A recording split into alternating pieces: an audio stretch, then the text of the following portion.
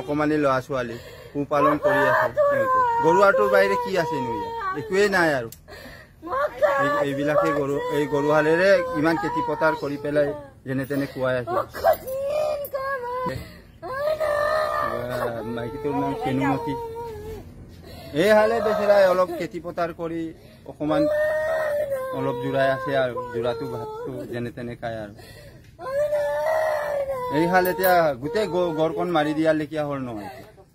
এতিয়া 6জন 7জন মানুহ মাৰি দিয়াৰ লেখীয়া হৈছে